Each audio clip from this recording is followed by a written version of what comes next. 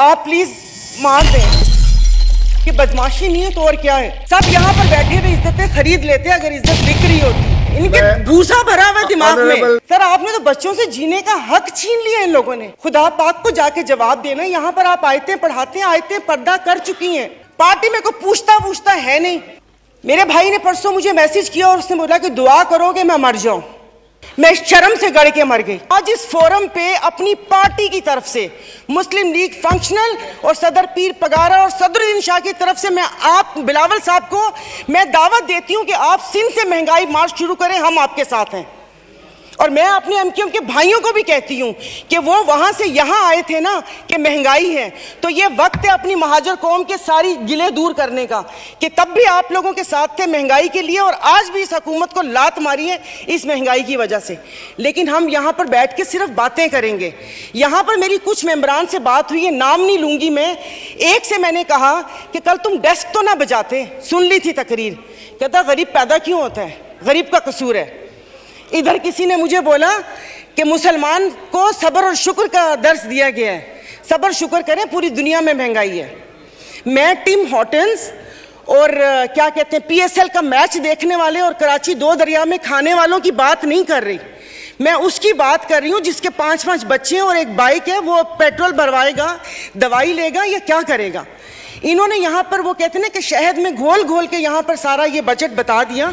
मैं वैसे लिखा हुआ पढ़ नहीं सकती इसलिए कि उसमें जज्बात नहीं होते, वो रीडिंग होती है। जैसे कल परसों ये वजीर खजाना साका साहब ने आके बिना जज्बात के यहाँ पर आकर कागज पढ़ के और ये जा और वो जा दूसरे के ऊपर, और पीछे यहाँ पर बैठे हुए सारे पीछे डेस्क बजा रहे थे कि उसने वो कर दिया, क्योंकि इनकी तो दुकान चल रही है। मैं उस दिन नहीं थी। मैं उनको खराजे तहसीन पेश करती हूँ मुफ्ती अब्दुल शकूर को कि जिन्होंने एटलीस्ट इन 2 वजारतों के कपड़े उतार कर हम लोगों को दिखाए। ये ऐसे नहीं होगा। मुझे बताएं कि वो अवाम ही नहीं रहेंगी तो आप लोग हुकूमत किस पे करेंगे। और बिजली की बात कर रहे हैं तो आप मुझे बताएं कि IPPs के मुआहदे किसने किए थे। IPPs के मुआहदे तो इन्होंने किए। और कल उन्होंने कहा कि हुकूमत जैसे ही संभलने वाली थी तो सैलाब आ गया। तो जनाब स्पीकर मुझे माफ कर दीजिए, जिस वक्त सैलाब आया तो उस वक्त तो हम अपनी जिंदा दिली का सबूत दे रहे थे। 75 करोड़ आवाम के खून पसीने और टैक्स की कमाई से हम यहाँ पर तकरीबात कर रहे थे। क्या अभी आइन की तकरीबात का आगाज हुआ है? क्या आइन के आर्टिकल, क्या उस पर यह रियासत पूरा उतरती है? क्या हमारी जानो माल की हिफाजत है? यहाँ पर हमें बुनियादी सहूलतें मुयस्सर हैं यहाँ पर? मतलब हम लोग इतने नाक के पक्के हैं कि उस पर वो करके आइन की बात कर रहे हैं।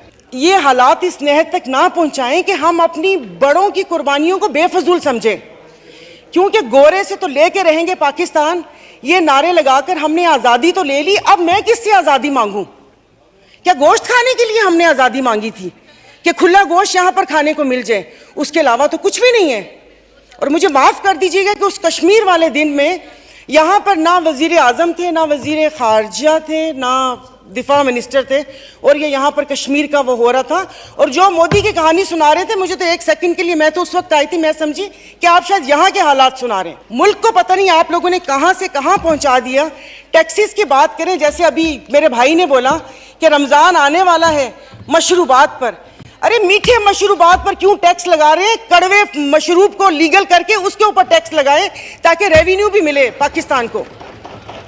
मीठे मशरूबात है, गरीब रोज़ा रख के एक उसकी ख्वाहिश होती है रूह अफ़ज़ा पीने की या वो करके, और उन्होंने कहा बाकी चीज़ों पे टैक्स नहीं लगा। मुर्गी गोश्त महंगा नहीं हुआ, वो अल्हम्दुलिल्लाह हमारे पाकिस्तानी खुद ही महंगा कर लेंगे। जनाब स्पीकर, अभी वज़ीर आज़म साहब ने कहा था कि ये जो थर कोल है ये गेम चेंजर होगा, उसके ऊपर तो टैक्स लगा दिया। वो क्या गेम चेंजर होगा? सायरा बानो नाम है, एक्टिंग भी बहुत अच्छी करती हूँ। इन सब की आवाज़ के साथ इनको इनका कोरम याद दिलाऊंगी। मेरे भाई ने परसों मुझे मैसेज किया और उसने बोला कि दुआ करोगे मैं मर जाऊं। और वो सिर्फ एक मेरा भाई नहीं है, मैं पूरे अपने जो भाई जिनका राब्ता मुझसे नहीं है, मैं उनकी मैं बात कर रही हूँ।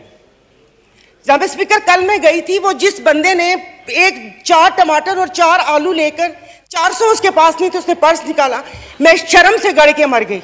272 लीटर पेट्रोल आप लोगों ने मुश्किल करनी है तो आप V8 और बड़ी बड़ी ग्रैंड क्रूजर को 500 लीटर पेट्रोल देना। गरीब को आप नहीं वो करें। दवाइयाँ तो वो दवाई नहीं मिलती। सरकारी अस्पताल का आपने हाल देख लिया। मैं प्लीज आप मार दें, आप प्लीज मार दें। ये मेरी बहन पीछे बैठी हो तो पीछे ही बैठी रहो, अगली दफा की टिकट नहीं मिलेगी अगर ज्यादा चुड़चुड़ की तो।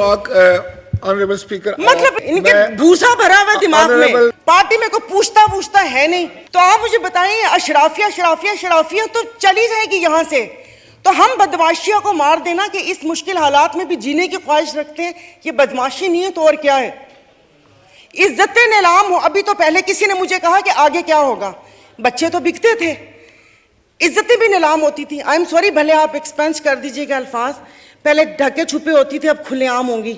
और मैं इज्जत नहीं बोलूंगी, जिस्म फरोशी बोलूंगी, क्योंकि अगर इज्जतें बिक रही होती तो सब खरीद लेते, फिर बिल लाने की जरूरत ना पड़ती कि इज्जत दो हमें। सब यहां पर बैठे हुए इज्जतें खरीद लेते अगर इज्जत बिक रही होती।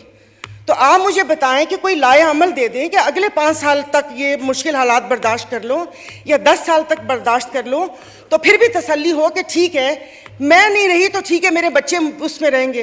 सर आपने तो बच्चों से जीने का हक छीन लिया इन लोगों ने।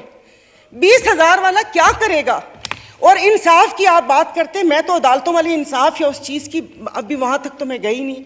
आप ये चीज़ों को देख लें, यानी कि मेरी अगर आमदन 10 लाख रुपए महीना आता है, मैं भी वही मुर्गी खरीद रही हूँ 800 रुपये किलो, और मेरा ड्राइवर बच्चल जिसकी 30,000 रुपये तनख्वाह है वो भी 800 खरीद रहे हैं। वो दूध 200 रुपये किलो मैं भी ले रही हूँ, 200 किलो वो भी ले रहे हैं।